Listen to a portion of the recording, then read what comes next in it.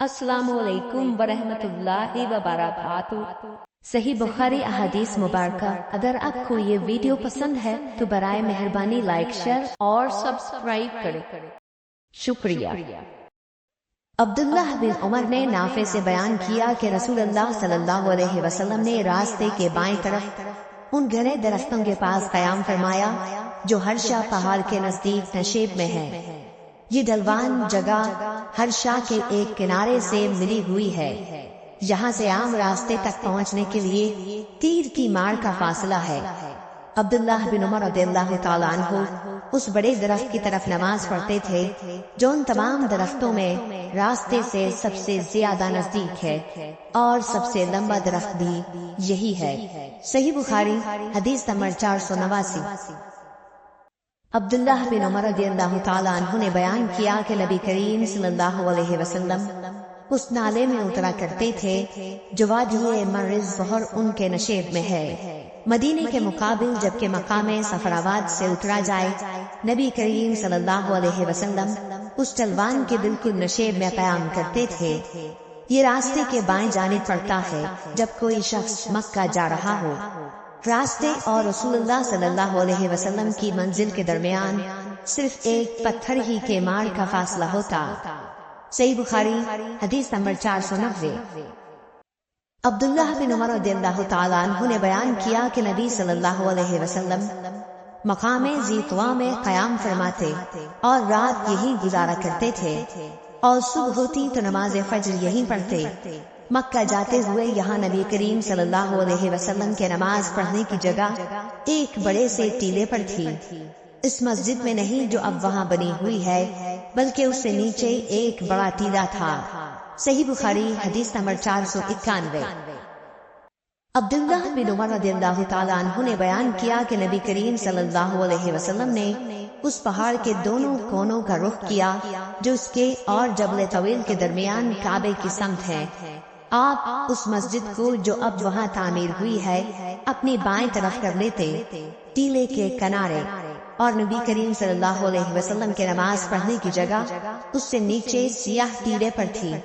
ٹیلے سے تقریباً 10 ہاتھ چھوڑ کر پہاڑ کی دونوں گھاٹیوں کی طرف رخ کر کے نماز پڑھتے جو تمہارے اور کعبے کے درمیان ہے۔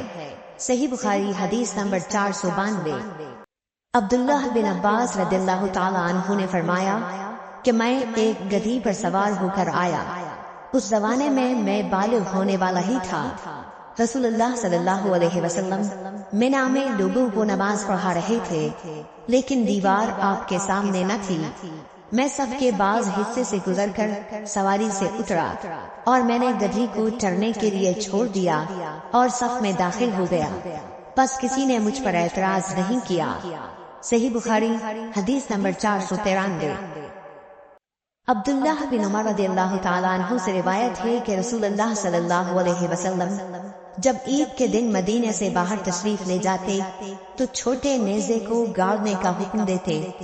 وہ جب آپ کے آگے گاڑ دیا جاتا تو آپ اس کی طرف رخ کر کے نماز پڑھتے اور لوگ آپ کے پیچھے کھڑے ہوتے۔ یہی آپ صلی اللہ علیہ وسلم سفر میں بھی کیا کرتے تھے۔ مسلمانوں کے خلفاء نے اسی وجہ سے برچھا ساتھ رکھنے کی عادت بنا لی ہے۔ صحیح بخاری حدیث نمبر 494۔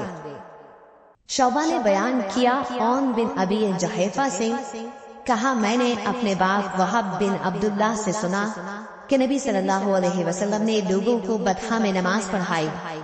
آپ کے سامنے انزا ڈنڈا جس کے نیچے پھل لگا ہوا ہو گاڑ دیا گیا تھا۔ چونکہ آپ مسافر تھے اس لیے ظہر کی 2 رکعت اور عصر کی 2 رکعت ادا کی۔ آپ صلی اللہ علیہ وسلم کے سامنے سے عورتیں اور گدھے گزر رہے تھے۔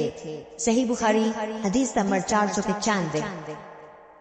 سہل بن سعد نے بیان کیا کہ نبی کریم صلی اللہ علیہ وسلم کے سجدہ کرنے کی جگہ اور دیوار کے درمیان ایک بکری کے گزر سکنے کا فاصلہ رہتا تھا۔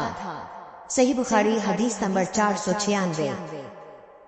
سلمہ بن اکوع رضی اللہ تعالیٰ عنہ نے فرمایا کہ مسجد کی دیوار اور ممبر کے درمیان بکری کے گزر سکنے کے فاصلے کے برابر جگہ تھی۔ صحیح بخاری حدیث نمبر 497۔ नाफे ने अब्दुल्लाह बिन उमर रदियल्लाहु ताला अन्हु के वास्ते से खबर दी कि नबी सल्लल्लाहु अलैहि वसल्लम के लिए बर्छा गाड़ दिया जाता, आप उसकी तरफ नमाज पढ़ते थे। सही बुखारी हदीस नंबर 498। औन बिन अबी जुहैफा ने बयान किया कि मैंने अपने बाप अबू जुहैफा वहब बिन अब्दुल्लाह से सुना, उन्होंने कहा कि रसूल करीम सल्लल्लाहु अलैहि वसल्लम दोपहर के वक्त बाहर तशरीफ लाए, आपकी खिदमत में वुजू का पानी पेश किया गया जिससे आपने वुजू किया, फिर हमें आपने ज़ोहर की नमाज पढ़ाई और असर की। आपके सामने अंजा गाड़ दिया गया था और औरतें और गधे पर सवार लोग उसके पीछे से गुजर रहे थे। सही बुखारी हदीस नंबर 499।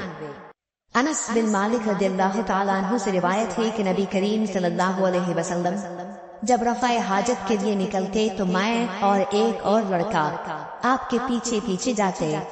हमारे साथ अकाजा डंडा जिसके नीचे लोहे का फल लगा हुआ हो या छड़ी या अंजा होता और हमारे साथ एक छागल भी होता था। जब हज़रत सल्लल्लाहु अलैहि वसल्लम हाजत से फारिग हो जाते तो हम आपको वो छागल दे देते थे। सही बुखारी हदीस नंबर 500।